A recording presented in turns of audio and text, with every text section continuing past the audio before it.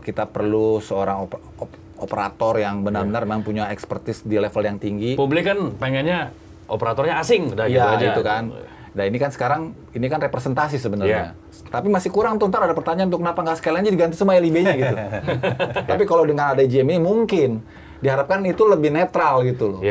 Itu lebih tegas. Kan itu juga yang kemarin dilakukan Pak Erik dengan mengangkat Ogawa kan sebagai instruktur wasit kan. Maksudnya supaya itu dia level atasnya tuh lebih kredibel, lebih punya integritas yang nggak bisa diganggu.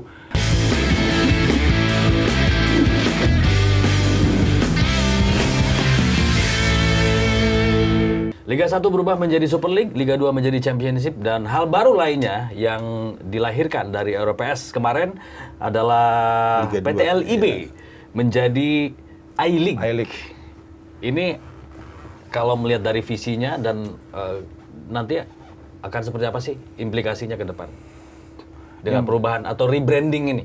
Ya, kalau apa yang dikatakan Ferry Paulus sih untuk nguatin nama aja, nguatin entitas gitu ya. Tapi kan sama aja sebenarnya. Institusinya itu juga kan gitu ya. Ini kan lebih ke insting komersial sebenarnya, bagaimana dengan namanya I-League ataupun juga brand produknya jadi Super League kan lebih strong gitu ya. Ya sah-sah aja sih, cuman nanti kita lihat aja seefektif apa gitu perubahan nama itu. Ini band yang punya insting bisnis ya, karena dia dulu orang bisnis juga, jadi dia bisa baca itu apakah ini berpengaruh besar untuk jualan gitu, apakah cuman gimmick-gimmick aja gitu ya. Kalau gue sih lebih stressingnya ke pergantian itu ya, bukan pergantiannya, pengangkatan GM itu ya. Siapa nama itu yang dari Jepang?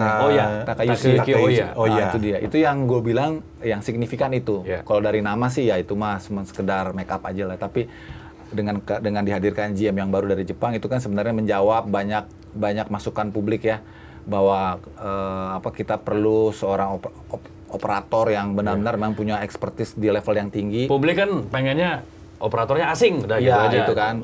Nah ini kan sekarang, ini kan representasi sebenarnya. Tapi masih kurang tuh, ntar ada pertanyaan untuk kenapa nggak sekalian aja diganti semua LIB-nya gitu. Tapi sayang sih emang, karena kan levelnya masih GM. Jadi dia masih di bawah dari direktur yang direkturnya masih yang sama. Tapi diganti kok komisarisnya. Ya, tapi kan komisaris diganti tapi masih orang lama. Tuntutan seperti itu sih sebenarnya agak naif ya. Nggak mungkin gitu direktur LIB itu ataupun direkturnya I-League itu dari asing tuh nggak mungkin. Karena mereka tuh representasi dari klub. Karena ini kan liga ini punyanya klub, sahamnya klub. Pasti orang klub maunya orang-orang domestik yang ada di situ. Kalau mau dirubah aturannya ya. Ya, kalau GM itu maksud gue mungkin untuk dia yang lebih operasional hari-hari. Maksudnya dia nggak mungkin diatur-atur nih. Kalau ada unsur klub kan di atas kan masih bisa lah ada dicoba diterobos ataupun juga di hengki-pengki gitu ya. Ini kan pemilik klub semua yang di operasional. Tapi kalau dengan ada GM ini mungkin diharapkan itu lebih netral gitu loh. Itu lebih tegas. Kan itu juga yang kemarin dilakukan Pak Erik dengan mengangkat Ogawa kan sebagai instruktur wasit kan. Maksudnya supaya itu dia level atasnya tuh lebih kredibel, lebih punya integritas yang nggak bisa diganggu. Itu yang mungkin bisa menjawab. Kalau minta diganti semua pengurus LIB itu nggak mungkin. Karena itu punya kita, maksudnya punya domestik. Betul. Ya kok gimana menurut lu? Ya karena pembentukannya kan juga yang punya hak. Ya klub-klub ya kan, 18 klub. Stakeholdernya adalah stakeholder itu kan 18 klub Liga 1 saat ini. Dan 1% cuman PSSI. Jadi wajar kalau memang yang nentuin nasibnya. Ya, pasti klub-klub juga kan. Dan pergantian itu kan juga terjadi. Teddy diganti Glenn. Itu mah tukar kursi doang. Karena memang Teddy kan sudah tidak lagi di struktur Persib. Karena dia di grup 11 sekarang. Tapi ini sebenarnya nyambung nggak sih melihat bagaimana komersialisasinya kayaknya lagi digaungkan banget ya, termasuk dengan tadi tambahan pemain asing, rebranding dari operator, masuknya Takayuki Oya juga. Yang kalau kita lihat di J-League-nya itu kan direktur bisnis tuh, media relation, terus divisi bisnis, GM bisnis di sana, bukan operasional. Nah, ini sebenarnya nyambung nggak sih? Sekarang GM kan dia kuasanya lebih tinggi lagi kan, ngatur semua berarti kan. Di sana juga GM. Tapi di bisnis. Core-nya lebih ke bisnis. Core-nya lebih ke bisnis. Gue rasa sih memang kayaknya stressingnya ke situ ya. Membawa Oya itu diharapkan bisa mengerek nilai komersial kita ya. Karena selain itu soal pemilihan partai pembuka Super League juga Persebaya lawan PSM kan Pak Ferry bilang nggak ada kewajiban ini harus juara. Komersialisasi, aspek komersialisasi aja, plus juga fanatisme klub. Oke.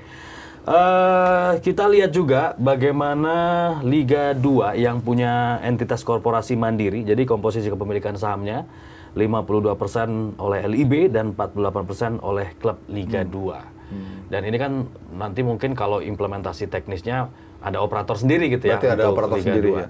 Ini supaya lebih efektif atau gimana? Iya, memang Liga 2 ini kan boleh dibilang bukan pelengkap ya, tapi nilainya kan memang di bawah ya. Yeah.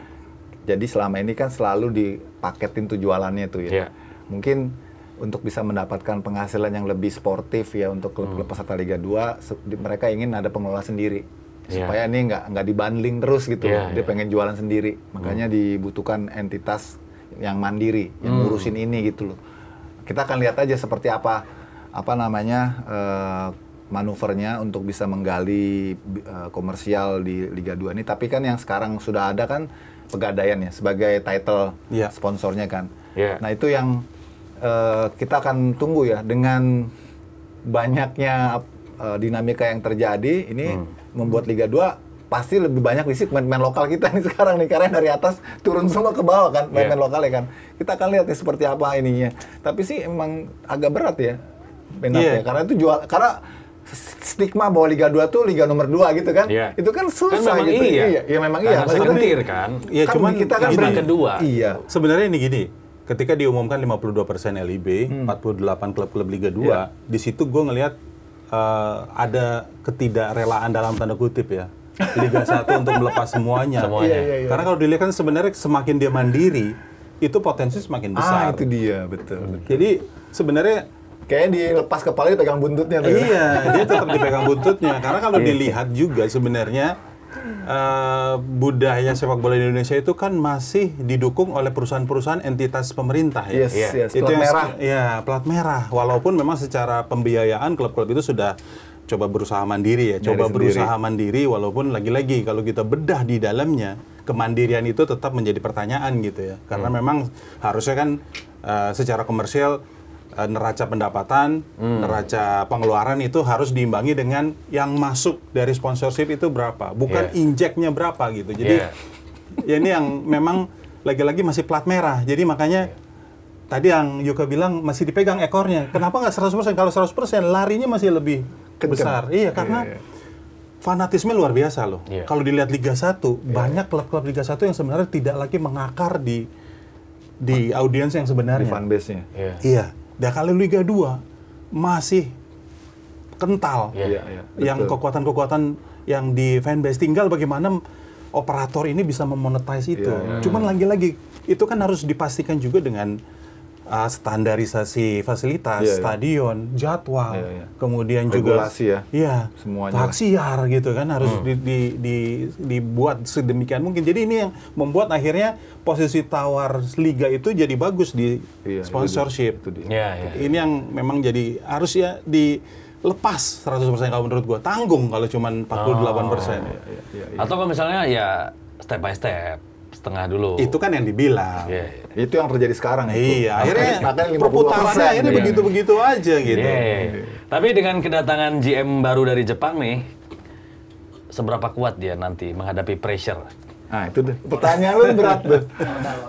Itu pertanyaan yang menarik yang gue juga agak menggelitik sih. Tapi minimal memberikan harapan lah, karena ini kan penting ya. Bagaimana sebenarnya kalau dilihat kan juga ada beberapa perubahan, ada beberapa rebranding dilakukan. Sebenarnya kan memberikan kadang-kadang memang touch up itu kita make up atau segala macam itu penting. Karena perwajahan istilah produk tuh rekondisi. Iya, rekondisi. Sebenarnya untuk dijual lagi. Barangnya sama. Cuma sedikit. Tapi minimal itu untuk musim baru penting memberikan kepercayaan. Karena apalagi Liga 2 juga kan coba pakai VAR ya kan, mulai dari musim ini nanti. Jadi ini perubahan-perubahan yang memang harus dilakukan karena ujung-ujungnya kalau kita lihat juga di Eropa, di negara-negara maju, kembali keputusan dari wasit itu juga penting. Bukan melulu bahwa sudah ada VAR akan benar-benar fair, nggak juga gitu. Masih tetap aja banyak yang terjadi. Nah itu dia tadi, kalau soal make up memang ini harus dilakukan, Fat. Demi untuk memberikan rasa kepercayaan bahwa ini akan membuka potensi. Cuman masalahnya adalah timing itu harus tepat. Seperti juga kalau kita berbicara jersey timnas kan itu juga coba di launching kan juga terjadi ketika di timing yang tepat, tapi demanding tidak terjawab.